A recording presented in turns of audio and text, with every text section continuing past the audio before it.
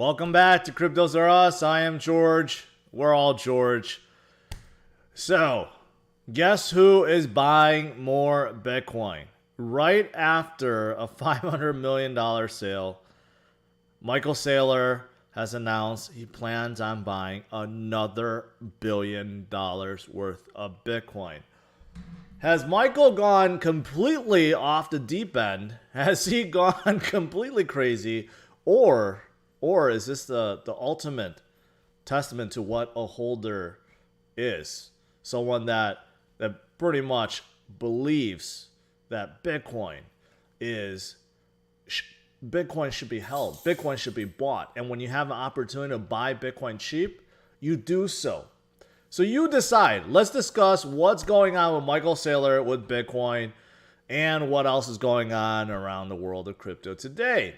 So thanks for tuning in. As always, smash the like, subscribe to the channel. 2 streams every day, 11:30 and 8:30 p.m. Central Standard Time. So make sure you hit that notification bell and follow me on Twitter, Facebook, Instagram, CryptosRUs.com, Quora, and everywhere else. All right, guys, let's do this. Welcome. Let me change my screen. All right.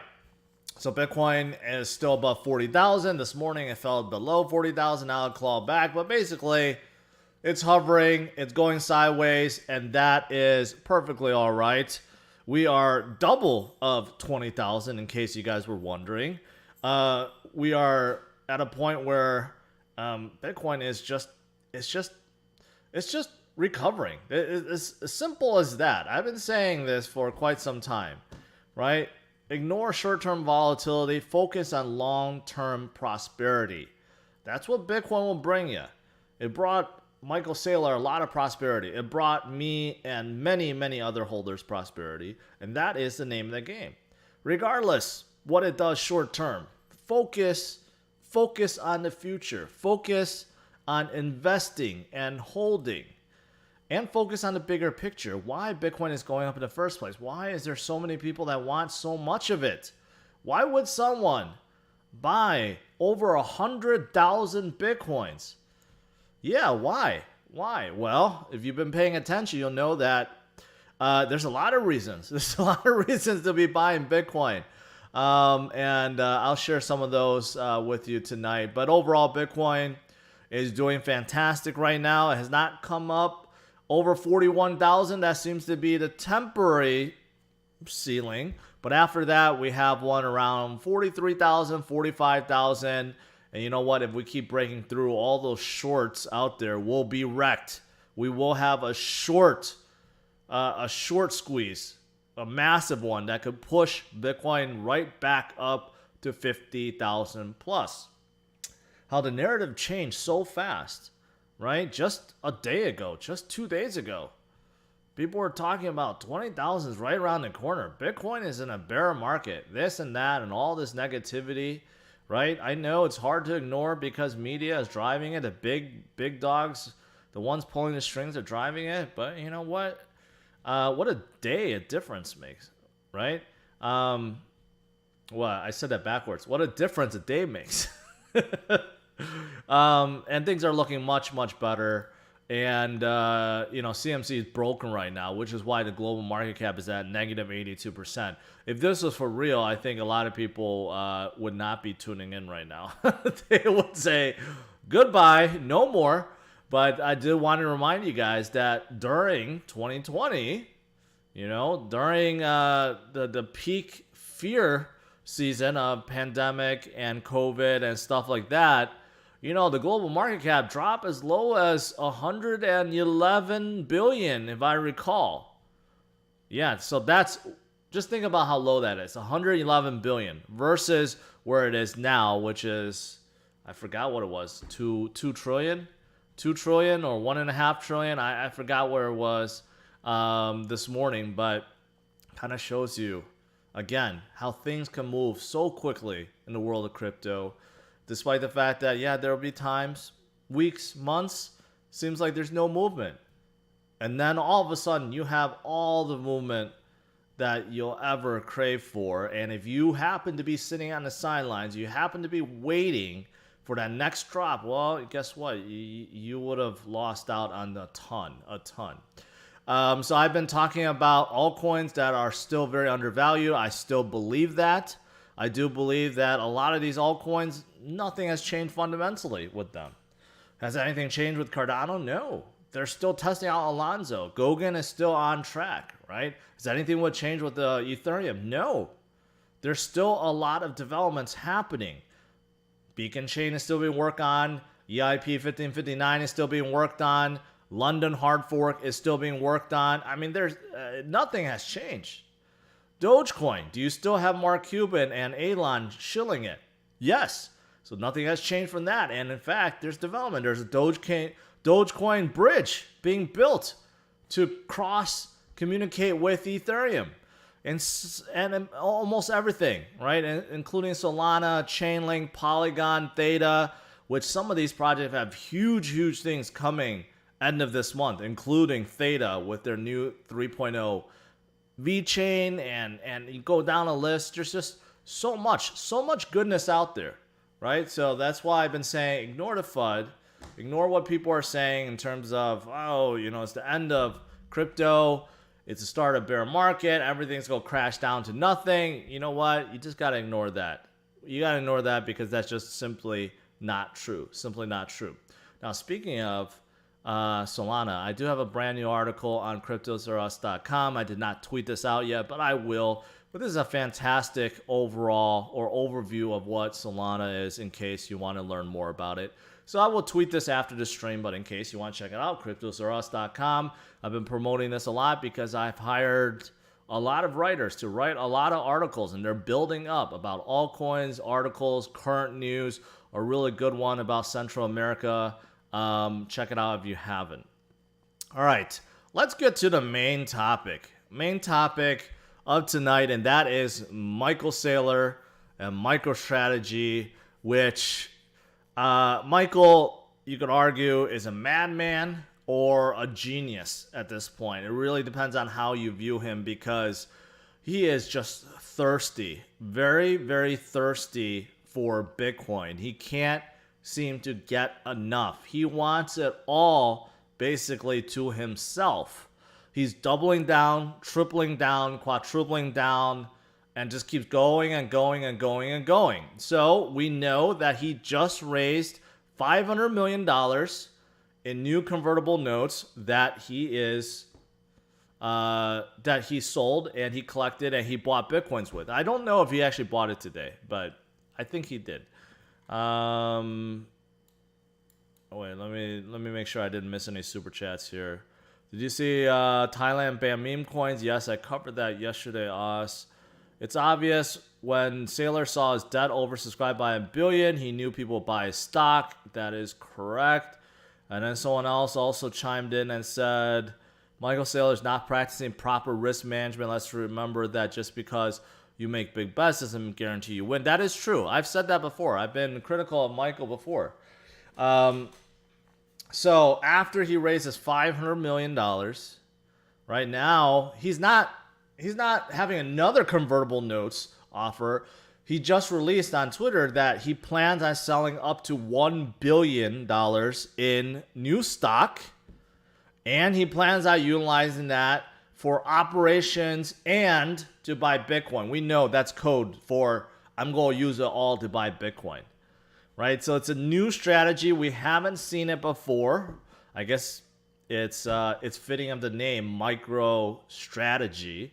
Although at this point, I don't think they're doing anything with business intelligence anymore. I don't think they're there's no way that they're concentrating on anything other than Bitcoin strategy at this point.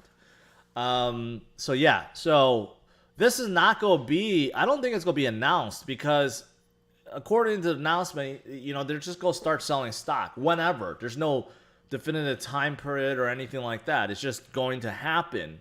So when he does this, then he's going to collect money and then he goes to put more into Bitcoin, right? So I have been critical of Michael before, and I know some of you guys have also been critical of him because of the fact that this is not even going all in. This is beyond all in. Remember, I've been saying don't over leverage. Don't invest more than we can afford to lose.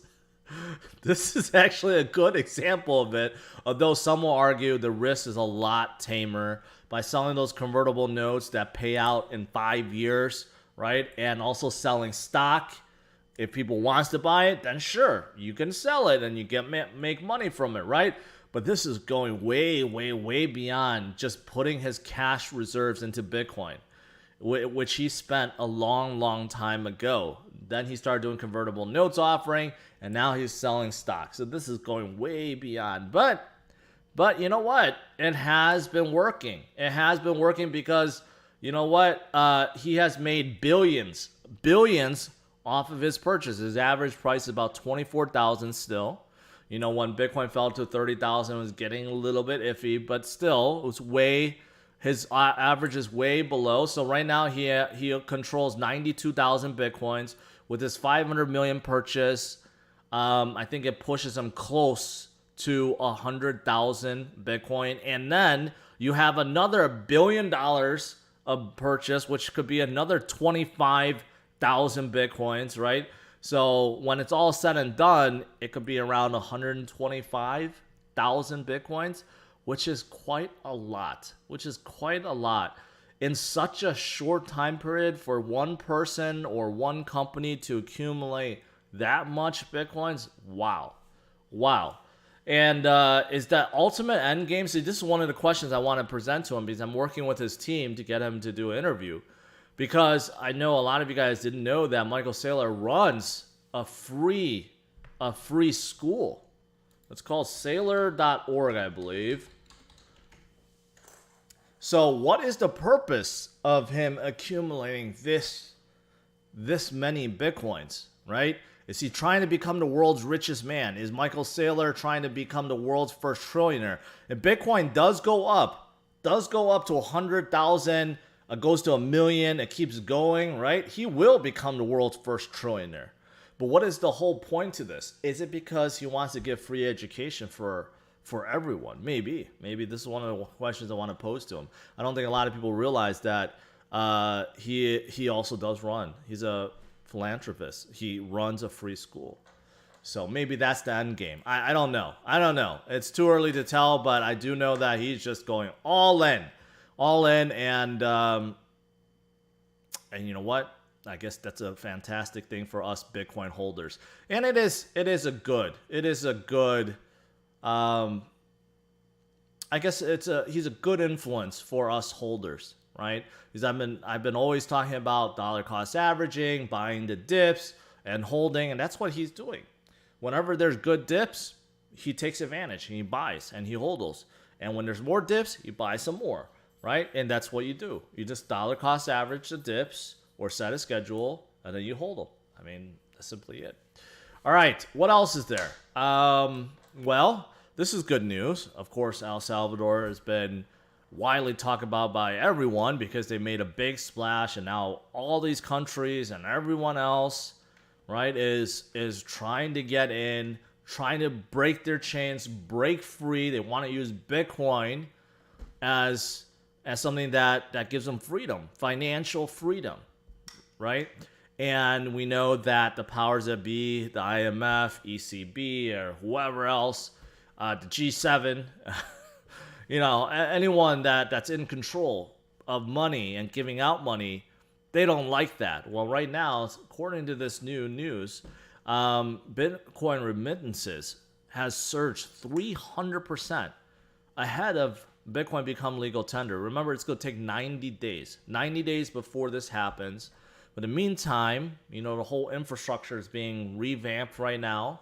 They're working with Strike, and they're trying to get all their businesses and their citizens to get on board. Of course, they're looking into volcano mining, which right now, there's a lot of talk about Chinese miners getting shut down and moving out of China, which is also very positive. Guess where to go to? Possibly to El Salvador and other places that have really cheap renewable energy from, say, volcanoes, right? So this is very positive. Just like Michael Saylor, I believe President Abe is trying to just set an example for others to follow. And he could really set a terrific example for all these countries in need that are also trying to break free from these big entities that are simply controlling them and not really helping them. So this could be a terrific example for future countries that are looking into Bitcoin. All right, what else is there? Well, looks like Goldman Sachs. I've been telling you guys about the banks like JP Morgan, Goldman Sachs. Well, Goldman Sachs can't get enough. So they're expanding the cryptocurrency trading desk with Ether now, with Ethereum, futures and options. So why do you think Goldman Sachs has a crypto trading desk? Is it because they think it's fun to trade crypto? Or is it because they have a ton of customers that want to get exposure to crypto? I think it's the latter, right? Even though recently we have a lot of JP Morgan FUD coming out saying, oh, institutions don't want Bitcoin anymore. Institutions are getting out. The volume is dropping. A bear market is coming. Guess what? Wealthy clients of theirs, they're saying, I want more. I want more exposure. So not only is Goldman Sachs giving them more exposure now with Ethereum, but also expanding their services too. And we know JP Morgan is also expanding their services. So again, all these guys saying one thing, but doing another, right? Again, it's all about control, all about controlling us little folks, our retail investors. They think we're stupid and we really can't break free from our chains of traditional finance and loans and our jobs, but we can. So this is something we can learn from, I guess, the AMC and GME guys, right? The ones that are just standing up to the hedge funds. We could do the same thing to these guys that are trying to control the market, but we can stand together and break through, right? And that would be a very, very, very, very positive thing. I looked in the chat. Aquino says, I own hundreds of Bitcoins from 2014. Well, congratulations, but you should not share that with people. You should not share that with people. That is quite a bit. All right, that's pretty much it. Tonight, not a whole lot of news. Good recovery day. Bitcoin is still above 40,000. Altcoins are coming back up. So I'm just going to have extended time for Q&A.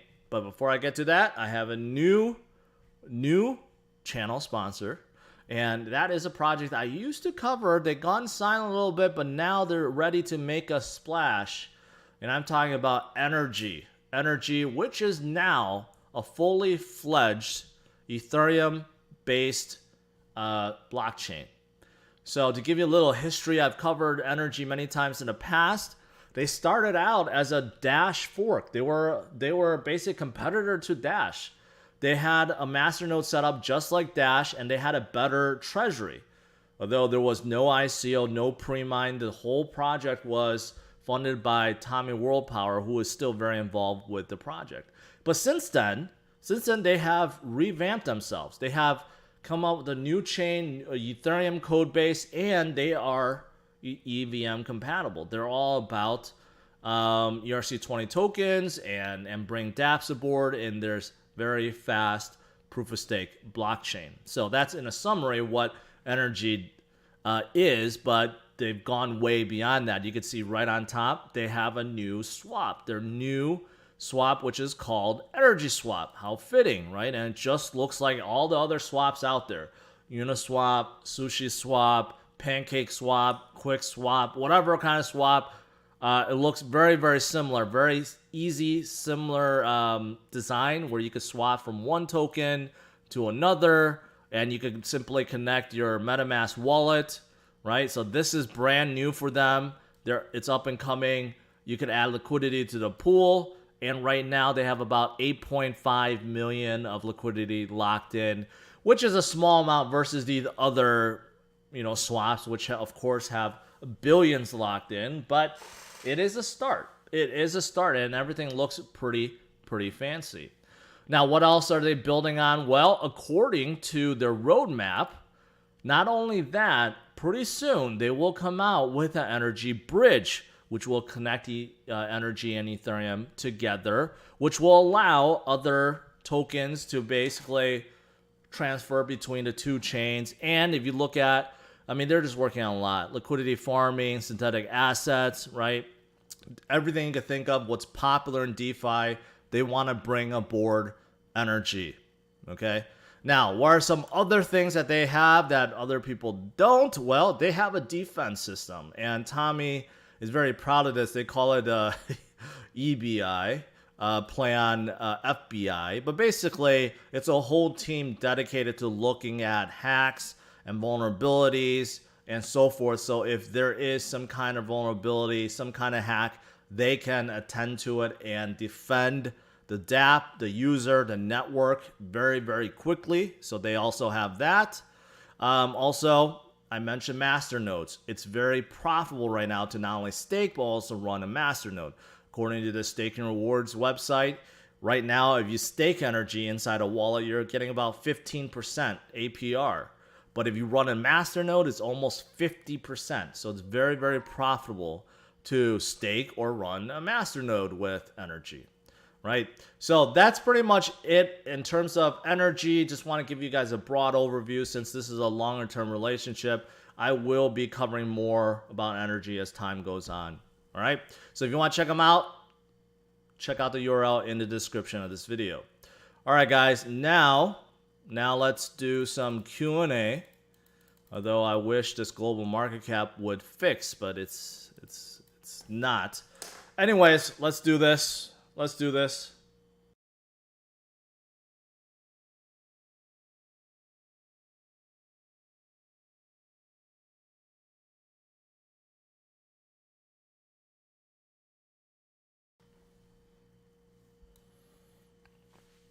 All right, scrolling up. Gotta make sure I don't miss any super chats here.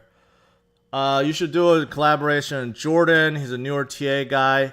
I went on his channel once because people mentioned it. I went on his channel and said, hey, you know, how's it going? And he did not see me. He was too concentrated on. You know, if he's interested, if you guys are fans, tell him to reach out to me. Sure, why not? Why not? What else is there? Matthew says, my wife left me for George. Well, you know, what could you say about that? It's obvious, right? It's obvious. No, just kidding. House of Adora, do you think Elon timed his tweet so Michael Saylor would have to buy in a higher now? Some people have speculated that. I don't think that's the reason. I don't think he could care less. Billionaires don't really care about other billionaires. Or maybe not. I don't know. But I don't think that's the reason. I honestly don't. He's not that petty, I should say. Why build a bridge rather than connect through a hub like Cosmos? Well, because you have to be within the Cosmos ecosystem to be able to utilize it. You know, that's the thing. It's not easy. Cosmos was designed that way to have a kind of like a hub structure, right? And same thing with Polkadot, same thing with others. If you're not built like that, so then you got to rely on bridges. Drew, after the May mega dip, I started following your advice, averaging my portfolio holdings. That kept 100%. It has 100% kept my portfolio more stable during the dips. Well, I'm glad to hear that. I'm glad to hear that. I've been waiting all day to ask you about Varsity. I've answered that many times. I'm neutral on Varsity. I'm not impressed with their license or patent about counting views. I just don't find that impressive. If lightning strikes at the tail end of the mile-long Fiat train, how long till it reaches and kills the driver, provided that he's a good conductor? It's a trick question. It's a trick question. And that's because there's no driver. Let's see what else is there. Scroll down, scroll down, scroll down, scroll down. Okay, scroll down. I don't know if I missed something. You guys are chatting way too much. Coinbase Pro froze my account. I cannot buy, sell, withdraw, deposit. Who can I escalate to? You just have to utilize their support system. I know it sucks, but there's really nothing else you could do. I don't have any connections with Coinbase. In fact, my account is banned. It's been banned for years. Why does it seem like you're a Litecoin hater? Because, I mean, it's obvious, right? Why would you like Litecoin? It underperforms Bitcoin. It always has. Its founder sold all of his Litecoin. Continues to lie about development. You know, what is there good to say about Litecoin?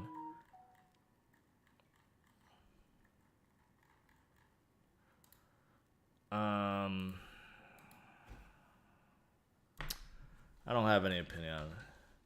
I'm gonna be honest, I'm not in the mood to like check out all these shit coins tonight. So if you ask me something that I don't know about, I'm probably just not going to answer it. Like Hive, I have no thoughts on it other than it's too small cap. Right Coast Crypto, appreciate your content. Flare Network drops in July. It's XRP Ledger fork. Yes, I have looked into it. I do know it's XRP Ledger fork, and you know, Xspring has funded it, but they're also working with other projects. So it seems interesting. I mean, it's a DeFi play. It's a whole ecosystem play, actually, smart contract play. So we'll see. We'll see how good it is. I do want to do more of a deeper dive to understand it, but it does sound promising. Johnny, I bought in 2,800 ETH. Would you sell and hope for lower buy? Why would you ask that right now? Why would you ask that when things are recovering up? And the answer is no, because you never know if it's going to go lower. If you sell now and it doesn't go lower and continues higher, how would you feel? Ethereum is 2,600. That's less than 10% down. What are you scared about? That's probably only like 8% down, right? Like, why would you even think that? Any thoughts on blind boxes? I saw that. It's like a raffle thing, you know, where you can somehow get, rewards or something. It's like lottery ticket. If you like to gamble, sure. What's up with Binance's banking problem? I don't know. I saw that, yeah, like Binance. It's probably because Binance is, shouldn't operate in the U.S. Binance at U.S. has no problem with this banking problem. Binance does in the U.S., and it's probably because it's not supposed to operate in the U.S. That's probably why. I've sent numerous emails to support. I have verified my identity. What institution can I use to get my money back? Unfortunately, that's none. You just have to wait. I've heard many people say the same thing. Sometimes it takes about 3-4 weeks before they answer. That's one of the problems with Coinbase. Their support really lacks. It sucks. They can't handle it. So, unfortunately, I don't think there's anything you could do about it. Michael, thank you.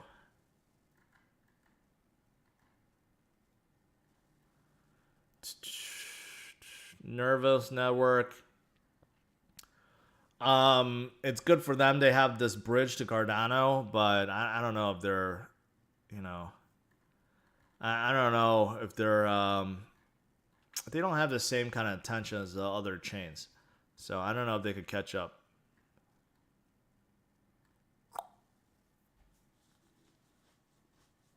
Why is it saying the market's down? It's just an error. It happens. It happens.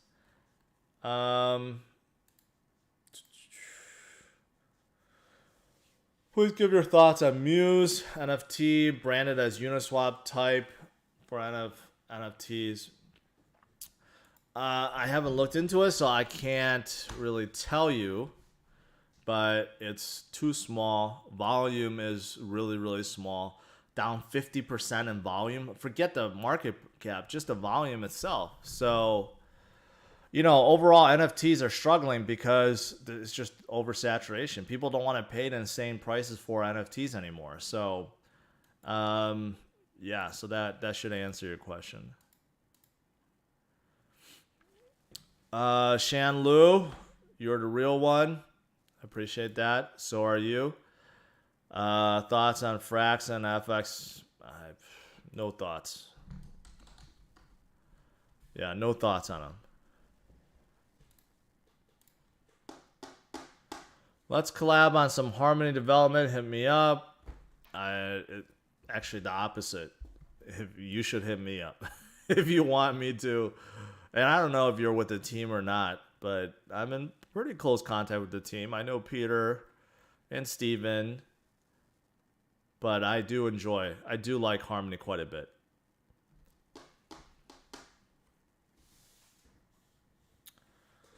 Michael, do you see a possible retracement down at 36, 37 before it pumps up? If it does, I could care less. Why even worry about that? Why even care about that? We were just at 36 a day ago. So why even care about that? Right? If you wanted to buy, you had plenty of time to buy at 36 or 33 or 31. We've been there. We were just there a week ago. So why do you care that there's another retracement down? If it even comes at all, right? That's just silly. You're just adding more stress to yourself. So this is what I mean. You know, this short-term volatility, and you know, even if it goes up and down by a few hundred points, I say if it's thousands, tens of thousands, yeah, you know, it could be worrisome. But you know, a few hundred points, you should just not worry at all. And even when I say worrisome, 10,000 or whatever, I mean, we fell from 60,000 down to 30,000, which is significant. But that also indicates that, yeah, it's a pretty darn good buying opportunity. This morning, I showed you guys this. If you look on the weekly scale for Bitcoin, you could see that 2020, this happened, and look at now, right? 2020, it took 2 months, but we had a V-shaped recovery.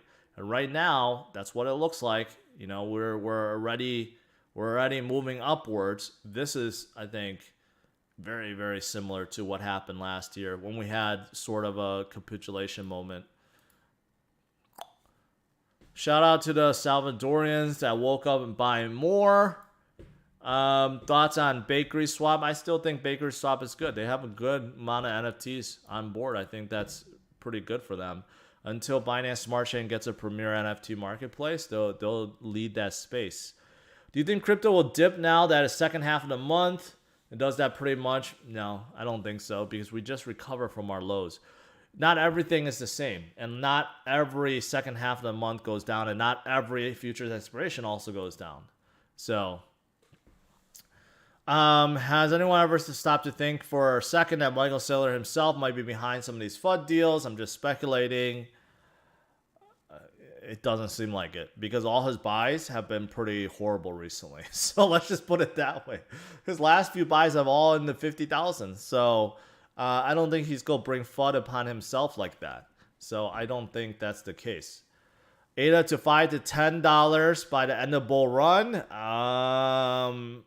That's a real possibility. $5, I think no problem for Cardano. $10, maybe. But I think $5, no problem at all. Should people be influenced by Portnoy showing Safe Moon on his Twitter? What do you think? Are you influenced? Are you asking if you should be influenced? That's a silly question. And the answer is no, of course, because it's a silly project. Music token. Okay, I don't have any interest in it. Sorry. Seller Network. It's another layer 2, but I've never caught on. It came out at the same time as Matic, and just never caught on. The way they do layer 2 is just very different, more complex. So they never caught on. Daniel, no question, just thanks. Well, thank you.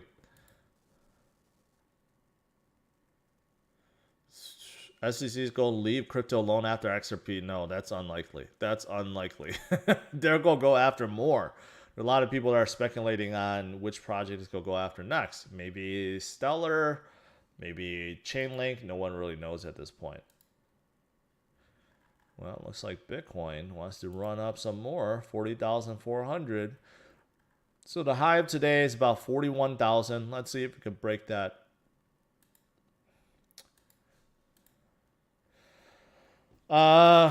Tricky calls. What's up, George? Have you heard of Yield app? Yes, I have. I did a sponsor segment on them. So they're like a financial app, allows you to stake. Their ETH, I remember, was very high. So yes, it sounds good, but there's some risk with any kind of staking, especially high yields. There's some kind of risk because they take your ETH and they go invest with it. So that's how they operate. Probably not fully, maybe a portion of that, but just keep that in mind. They do, according to their project, they go invest with it. So Hellcat, come on, man. You can't be flip-flopping left and right. You were a Bitcoin Maximus, and then you jumped on altcoins. Now you're turning back to Bitcoin Maximus. Come on now. Coca-Cola, man, you are dedicated. I know you will never get off the ETC bandwagon. But you know what? Ethereum Classic at least is doing pretty well. $7 billion. I just don't know what their future is. I don't know what their future is. I don't know if they're going to go into DeFi, smart contract, they're going to stay as a currency, they're going to stay proof of work. I think they are going to stay proof of work. I don't know. I have no idea. What are your thoughts on Sora Network? My only thought about Sora Network is the CEO should not be dressed in a samurai wear in the picture inside a dojo. If you're a CEO of a project, even though he may be Japanese and living in Japan, man, I mean, if you're trying to present yourself as a legitimate CEO of a legitimate crypto project, find a better picture to put in the profile. Yeah. Are you worried about the decrease in volume currently? Volume is just one of those things. It's like one day it's sunshine, another day it's not. Volume comes and goes, right? When there's a lot of buying, it's going to increase. When there's not a lot of buying, it will decrease. Simple as that. So, is probably too small of a niche. Yeah, people have asked that. Tokenized real estate, it's just not for me. I think if you're going to own real estate, you just want to own it. And there's too many laws right now. Like, if you buy a fractional share of real estate, I don't know if that can be enforced when the owner's trying to sell. How are you going to divide out the portions? There's a lot of uncertainty with this. So, again, just not for me. If I was going to own real estate, I'd just buy it outright.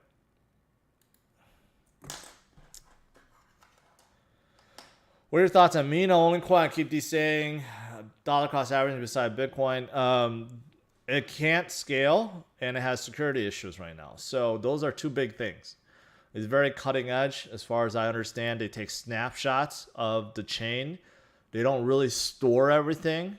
So there are some weirdness to it. So I'm glad you like it. I don't know if I'm not on board them right now. What do you think about XRP's potential once they win the SEC lawsuit? I mean, it'll definitely pump. In terms of long term, XRP has not changed. I mean, their model is still the same. They're still trying to be a bridge currency, trying to get rid of Nostra accounts, so forth. The thing is, banks have their own currency now. JP Morgan has a JP Morgan chain, and Bank of America or Wells Fargo has their own chain, and all these banks are coming out their own chain. So I don't know if XRP or Ripple, I should say, with the Xcurrent, I forgot what Xcurrent was renamed to, something else. Whether or not they can really do what they intended it to. So I don't know. Long term, I don't know, but short term, it could definitely pump. That's for sure. How could you concentrate on my stream while playing 2K? And I'm so frustrated with 2K21. I hate, I love using classic teams with guys that can post, Hakeem, guys like that, right? I cannot post anymore with 2K21. And I can't do fadeaways. I can't do inside moves. Their stupid shot stick changed completely. I hate 2K21. I hate it. 2020 was fine. And they just messed up everything in 2021.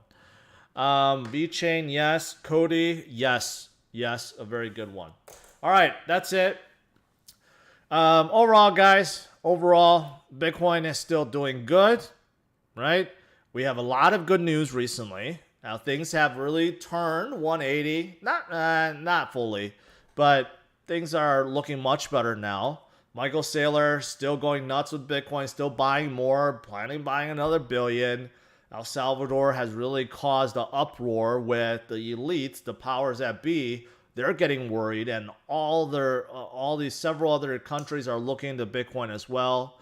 And we still have a ton of interest from institutions that is interested in Bitcoin and crypto. So bottom line, keep doing what you're doing. And that is investing, that is holding, dollar cost averaging, and you know what?